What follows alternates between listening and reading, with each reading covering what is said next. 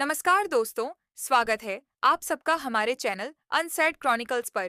यहाँ आपको मिलेंगी नई और रोचक कहानियाँ। आज हम लेके आए हैं अनिका और रोहित की लव स्टोरी का सीजन 3। वीडियो को लाइक कीजिएगा और चैनल को सब्सक्राइब भी कर लीजिएगा। अब हम आज की वीडियो को स्टार्ट करते हैं। अनिका की बात सुनते ही विक्की का दिमाग एक पल के लिए तो सुन ही हो जाता है। वह कुछ पलों के लिए अपने सोचने समझने की क्षमता खो देता है। अचानक से उसके मन में कई सवाल एक साथ दौड़ने लगते हैं। जो चीज किसी के पास नहीं वह अनिका के पास है। इस तरह तो किसी ने सोचा भी नहीं होगा कि अनिका के पास ऐसी कोई चीज हो सकती है जो लोगों की जान बचा सकती है। और वह चीज नेक्टर नहीं है। कहीं यही वह चीज तो नहीं जो स्वाति मल्होत्रा के पास थी। जब विक्की यह सब समझने की कोशिश कर रहा था, ठीक उसी वक्त चिराग और अब्दुल एक्टिव मोड में आ जाते हैं। इसी मौके का फायदा उठाकर अब्दुल, चिराग और निखिल विक्की को स्टेज से नीचे उतार लेते हैं। इधर चंबल नदी के किनारे मध्य प्रदेश में वह व्यक्ति दमयंती देवी के पास आता है और कुछ पलों के लिए एक शब्द नहीं कहता, सिर्फ दुख भरी निगाहों से उसकी ओर देखते हुए उसके पास खड़ा रहता है। दमयंती देवी अपनी नजरें नीचे झुकाए चुपचाप उदास चेहरे के साथ खड़ी रहती है। वह कोई भी प्रतिक्रिया नहीं देती, जैसे उसे अपनी और अपने आसपास की स्थिति का कोई भान न हो। अब वह व्यक्ति धीरे से दमयंती देवी को उसके कंधों के पीछे से अपने हाथों से सहारा देते हुए धीरे धीरे एक एक कदम आगे बढ़ाते हुए चिता के पास पहुंच जाता है।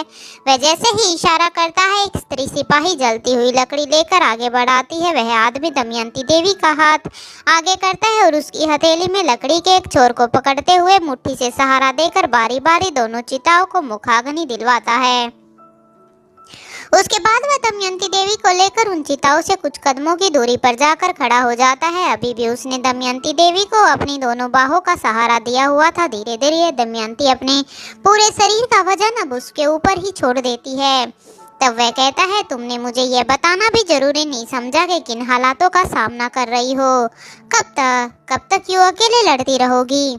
बढ़ती हुई आग की लपेटों के साथ साथ उस आदमी के शब्द सुनकर दमयंती देवी का शरीर और दिमाग दोनों ही प्रतिक्रिया करने लगते हैं। दमयंती देवी की आंखों से धीरे धीरे अब आंसू टपकने लगते हैं और फिर कुछ ही देर बाद वह उस आदमी को पकड़कर अब जोर जोर से रोने लगती हैं। रोते रोते वह अपने शरीर को बिल्कुल ढीला छोड़ देती है और खिसकते खिसकते अब जमीन पर नीचे बैठ जाती है। वह आदमी भी उसे सहारा देते हुए उसके पास ही बैठ जाता है और फिर उसे धीरज बांधने के लिए उसे अपने गले से लगा लेता है। जब कुछ देर तक इसी तरह दमयंती देवी रोती रहती है, तब वह एक बार फिर से कहता है, अब मैं तुम्हारी एक बात नहीं सुनने वाला। अब भारत तुम्हारे लिए खतरे से खाली नहीं, वैसे भी यहाँ तुम्हारे लिए कुछ नहीं बचा है। अब तुम्हें मेरे साथ चलना ही होगा। इस बार मैं तुम्हें यहाँ अकेले नहीं रहने दूंगा। अब दमयंती देवी उस व्यक्ति का नाम पुकार कर और भी जोर जोर से रोते हुए अपनी बेबसी जाहिर करते हुए कहती है, दिव्य कीर्ति। लेकिन उसका नाम लेने के आगे वह कुछ नहीं कह पाती। दमयंती देवी की चित्कार और विलाप से वह पूरी जगह वो गूंज उठती है। अब दिव्य कीर्ति उसके आंसू पोंछते हुए दर्द भरी आवाज में कहता है, मैं कभी भी नहीं चाहता कि तुम यहाँ रहो, लेकिन तुम्हारी जिद के आगे मेरी कभी नहीं चली। तुमने अपनी पूरी जिंदगी गुमनामी के अंधेरे में बिता दी। कुछ हासिल हुआ या नहीं हुआ, लेकिन तुम्हारे पास जो कुछ था उसे भी तुम खो बैठी हो।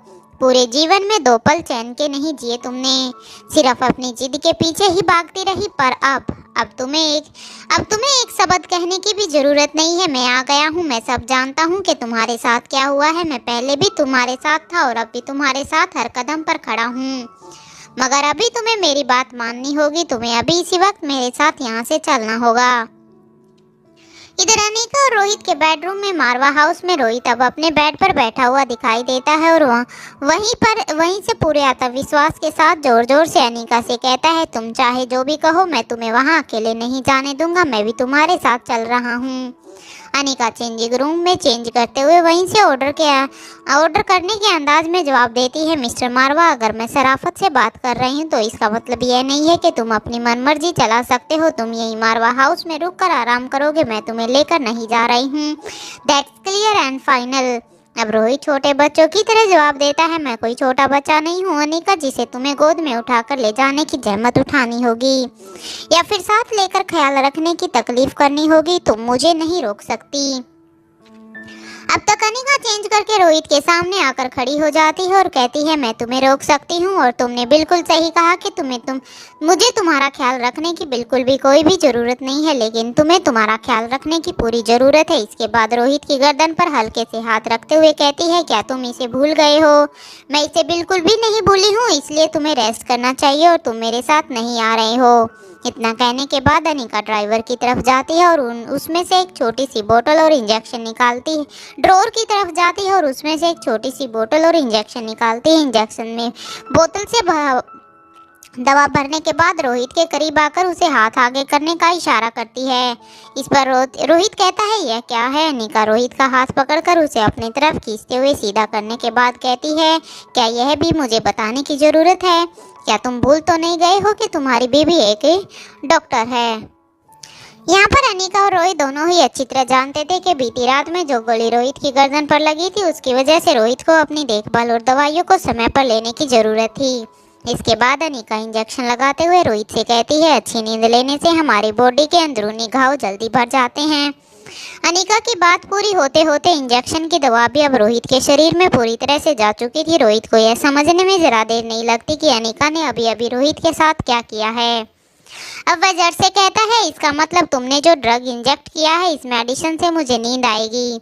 अब अनिका सिर्फ मुस्कुराती है, जिसका मतलब था तुमने बिल्कुल सही समझा। रोहित अनिका का हाथ पकड़कर उसे बेड पर खींच लेता है और फिर अपनी बाहों में भरकर अच्छे से कस लेता है। अब अनिका मुस्कुराकर कहती है, तुम्हारी नींद में जाने के तुरंत बाद यह पकड़ ढीली हो जाएगी, इस तरह तुम मुझे रोक नहीं पाओगे। अब रोहित कहता है, वह बात नहीं है। अब अनिका भी अपनी दोनों बाहें रोहित के आगोश में समा जाने के लिए इस्तेमाल करती है और अपनी आंखें बंद कर लेती है। फिर कुछ पल तक इसी तरह अनिका में खोए रहने के बाद रोहित उसी अवस्था में बने रहते हुए धीरे से अनिका के कान में कहता है, तुमने विक्की को क्यों बचाया? अब अनिका पलट कर कहती है, ओह फीलिंग जेलस। फिर एक पल रुक कर रोहित को छेड़ते हुए आगे कहती है, उसके जैसे नाचीज के होने या ना होने से दाकिंग मिस्टर रोहित मारवा को क्या फर्क पड़ता है? रोहित कुछ अनमने ढंग से जवाब देता है, मुझे कोई फर्क नहीं पड़ता अनिका, मैं तो बस यूं ही पूछ रहा था। फिर अब वो बात को पलटते हुए कहता है, मेरे पूछने का मतलब है कि तुमने एंटीडोट कब बनाया?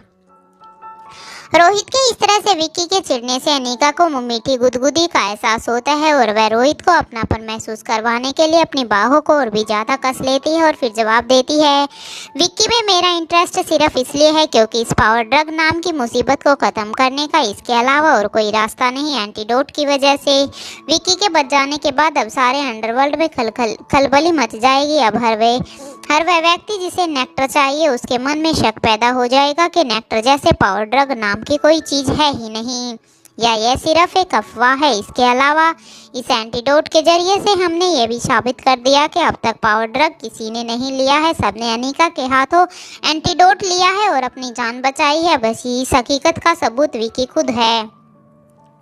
रोहित की आंखें अब भारी होने लगती है। इससे पहले कि रोहित को गहरी नींद आ जाती, अनिका कहती है, दमयंती देवी के किले पर पहुंचने के लिए इससे ज़्यादा देर नहीं की जा सकती, मैं सुबह होने तक लौट आऊंगी। रोहित नींद के दबाव के चलते अपनी आंखें बंद कर लेता है और अपनी आंखें बंद रखते हुए ही अनिका से कहता है, अनिका प्लीज़ कम से कम सिक्योरिटी साथ लेकर जाओ। फिर एक सेकंड के गैप के बाद दोबारा कहना शुरू करता है, वह जगह खतरे से खाली नहीं है। तुम एक बार फिर से खुद को इस मुसीबत में क्यों धकेलना चाहती हो? मैं नहीं चाहता कि तुम वहां पर जाओ, तुम्हारे लिए यह काम कोई और भी कर देगा। मैं वादा करता हूँ, पर तुम वहां पर मत जाओ। इतना कहते कहते रोहित गहरी नींद में जा चुका था। अनिका रोहित को बिस्तर पर लेटाकर उसके सिर से नीचे तकिया लगा देती है और फिर उसके माथे को चूम लेती है। इसके बाद उठकर खड़ी हो जाती है और रोहित की तरफ देखकर कहती है, तब की बात अलग थी, अब मुझे कुछ नहीं होगा, तुम अपनी नींद चैन से पूरी करो, मैं तुम्हारे जागने से पहले लौट आऊंगी मिस्टर मारवा। इसके बाद वह वहां से चली जाती है। इधर दमयंती देवी के किले में अनिका और लक्ष्य एयरक्राफ्ट की मदद से कुछ ही समय में दमयंती देवी के किले पर पहुंच जाते हैं। लक्ष्य के साथ उसकी कमांडोज की एक छोटी सी टुकड़ी थी। लक्ष्य ने बाकी साथियों को अनिका के बारे में यही बताया था कि वह उसकी ट्रेंड इन्फॉर्मर है और इस जगह से वाकिफ है, इसलिए इस मिशन पर वह उनकी मदद करने वाली है। अनिका ने अपने आप को पूरी तरह से ढका हुआ था, इसलिए उसे पहचानना या उसके बारे में कुछ भी जान पाना किसी के लिए भी संभव नहीं था। इस वक्त उसने अपने शरीर में कई तरह के हथियार और अन्य जरूरी चीज़ों को छुपाया हुआ था। ऊपर से देखने में वह भी कमांडो की तरह ही दिखाई दे रही थी, क्योंकि उसने भी कॉम्बैट पहना हुआ था। अनिका अपनी रिया रोबोट की मदद से पहले ही इस किले के उन सभी हिस्सों को देख चुकी थी जिनसे वह परिचित नहीं थी, लेकिन अब वह इसके ज्यादातर हिस्सों के बारे में पहले से जानती थी, इसलिए यहाँ पर मूव करना उसके लिए बाकी सभी के मुकाबले ज्यादा आसान था। अब वह सभी को अपने पीछे रहने का इशारा करती है। अनिका के इशारे पर सभी लक्ष्य की तरफ देखते हैं। लक्ष्य उन्हें अनिका की बात मानने का संकेत देता है। अनिका अपने शरीर से एक ड्रोन निकालती है। ड्रोन का आकार देखने में काफी छोटा था, लेकिन तकनीकी के हिसाब से यह उतनी ही उच्च कोटि का भी था। इसकी खास बातों में से यह एक थी कि वह अपने आप से ही 25 से 30 मीटर की दूरी तक के कैमरे को सेंस कर सकता था और उसे नष्ट कर सकता था। इतने से इसमें से निकलने वाली छोटी छोटी बुलेट किसी पेंसिल की निब के आकार की थी, लेकिन वह एकदम स्टिक और जानलेवा थी। इसके अलावा इसमें कई अन्य खासियत थी, पर जो सबसे अधिक विशेष थी वह इसमें से निकलने वाले छोटे छोटे पेन की निब की आकार की सुई थी, जिनमें एक खास तरह का लिक्विड था जिसे सामने वाले की बॉडी में इंजेक्ट किया जा सकता था। इस लिक्विड को खास दमयंती देवी की सिपाहियों के लिए यहाँ पर लाया गया था। अनिका के पास ड्रोन के इक्विपमेंट खत्म होने के बाद उसे रिफिल करने के लिए कई किट मौजूद थी। ऐसा करने के लिए अनिका को सिर्फ 15 सेकंड का समय लगने वाला था। अनिका अपने ड्रोन को आगे आगे चलने के लिए उड़ा देती है और उसे अपने साथ ही कलाई पर पहने हुए स्क्रीन से कंट्रोल करती है। यह स्क्रीन एक तरह की सुपर डिवाइस थी। आज की वीडियो के लिए सिर्फ इतना ही। नेक्स्ट एपिसोड कल अपलोड होगा। वीडियो पसंद आई हो तो एक प्यारा सा कमेंट जरूर कीजिएगा और वीडियो को लाइक जरूर कीजिएगा। साथ ही चैनल को सब्सक्राइब कर लीजिएगा और हमें बताइएगा कि आप हमारी वीडियो को कहां-कहां से देख रहे हैं। धन्यवाद।